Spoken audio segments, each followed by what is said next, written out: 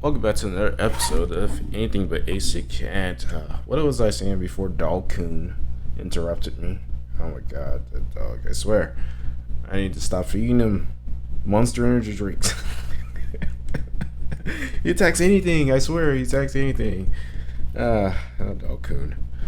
Binance says, CZ was talking spicy. Binance says some users potentially hit by China's biggest data breach. Now, I don't know if you guys have noticed, there's been a lot of hacking going on and a lot of data breaches going on. I can't exactly say that the current state of technology is exactly better for us at this point. In fact, it seems to cause more problems in the long run, now that we're in it, than it actually solves in the short run. I was thinking about it the other day. I was going to post this up. Why do I want to become a developer, like a web developer, any kind of coder? And really thinking into it, I didn't. In fact, if you would have asked me 6 years ago if I wanted to become a coder or anything, I would have said no. The TLDR of it, I may post it up. The really just ramblings of what I actually was thinking, I may post it up. But the TLDR is that I'm really doing it for the money, and because it'll probably be the last job that anyone can ever get. And while everybody else suffers in the street and wonders why, the automation that's taken over their job. And what it really comes down to, like cryptocurrency miners, it's all about automation and making the world easier. Sloth has taken over the dreaded sin of sloth has taken over all of society, and convenience is the best way. Providing inconvenience is the best way to solve people's problems and making it easier for them to do nothing or just, I don't know, quote unquote, waste less of their time. Take Robinhood for instance. You didn't have to do all the other stuff. You didn't have to do all the other stuff to actually get into stocks. And Robinhood provided that, even though they were selling you just paper stocks, saying you quote unquote owned it, but you didn't own it. But Robinhood made it really easy for investors to somewhat feel like they were getting into the market, and that's why Robinhood exploded like it did, just like dating apps. It makes it easier for it to date, but we find out that those don't work. And here we are. You provided all your information to the internet, and now everybody knows. So getting into the article, Binance CEO Changping Changping. Oh, I'm gonna ruin his name, dude. Let's just call him CZ. Changping Zhao. Let's go Changping. Claims that their threat intelligence has identified the sale of personal information over 1 billion people on the dark web. So CZ has been on the dark web. He's been getting down in the dark web. Oh god. CZ said the leaked details contain details like names, national identity, address, police, and medical records, and are from an Asian country. Others report suggesting the details of those of Chinese citizens. Some of us are safe. Binance has increased its security verification to protect the potential affected users, CZ said. So more KYC is the answer. Give us more of your data so we can leak it. Massive data leak from China. In an anonymous post on an online forum, a person or a group by the member name China Dan claimed that the Shanghai National Police database was hacked. Really? That's such an epic name if you ever watched SpongeBob. Alright, China Dan, you're going down. I can't believe I just said he said, alright, China Dan. Jesus Christ. The hacker claimed to possess 23 terabytes worth of information on a billion Chinese citizens, as pointed out by the Binance CEO.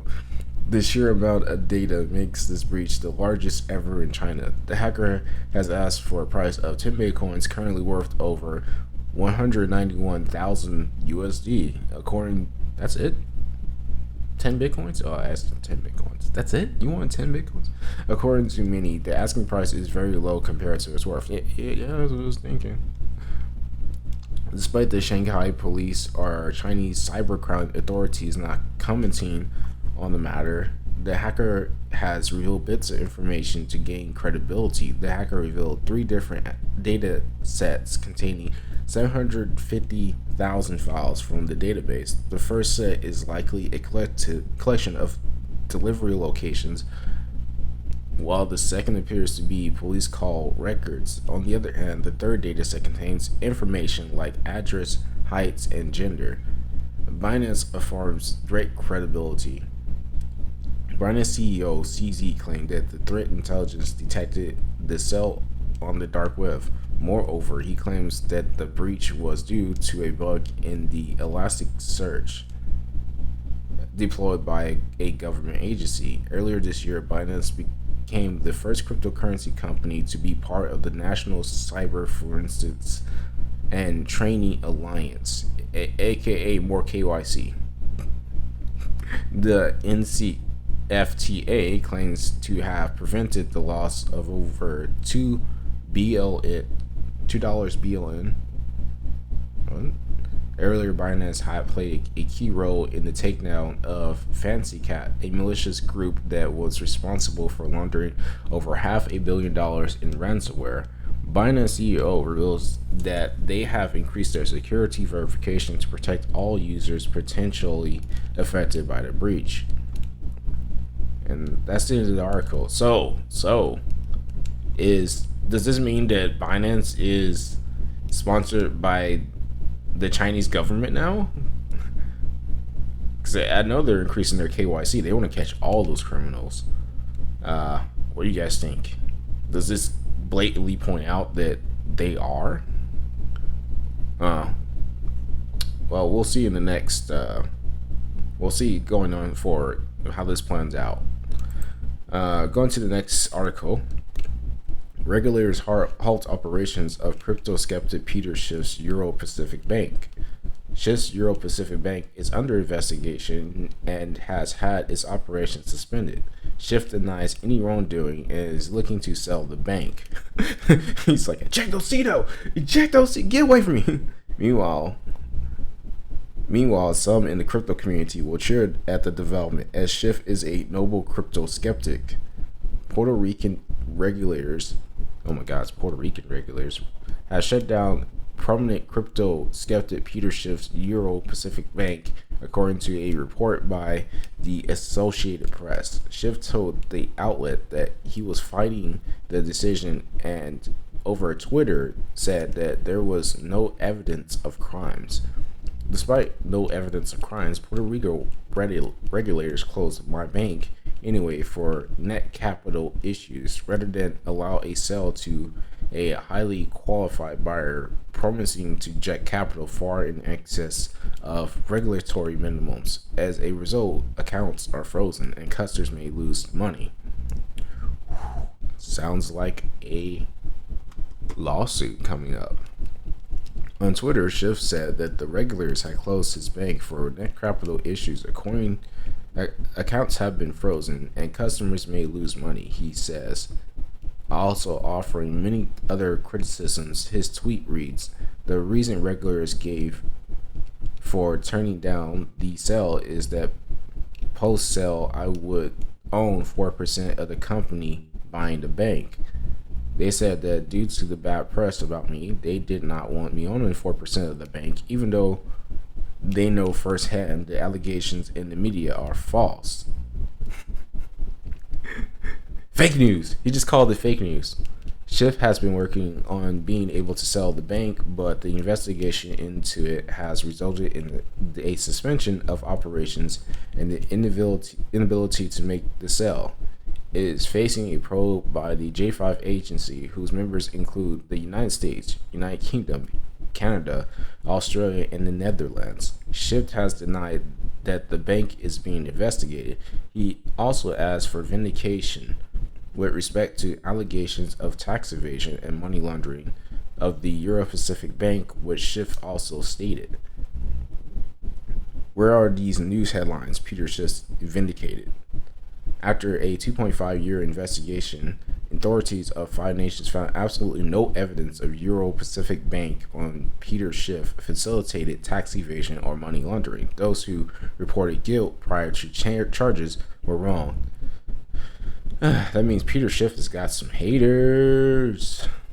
Crypto users may smirk at investigations. Crypto proponents would cheer the development, as Peter Schiff has not made any friends within the crypto industry. Schiff is well known in the crypto community for his harsh criticisms of asset classes. He does not think Bitcoin can serve as a digital gold, and is himself a prominent exponent of gold. Schiff frequently says that Bitcoin is a Ponzi and that the market is subject to manipulation. He believes that the cryptocurrency will dump and has said this many times, with Bitcoin frequently hitting new highs afterwards. He has gotten into heated discussions with several prominent individuals in the crypto space, including Michael Saylor. Schiff is a controversial figure, and most don't take his remarks on Bitcoin and crypto seriously. However, those on his map are becoming increasingly vocal about their opinions about Bitcoin, and it won't be long before the markets answer their predictions.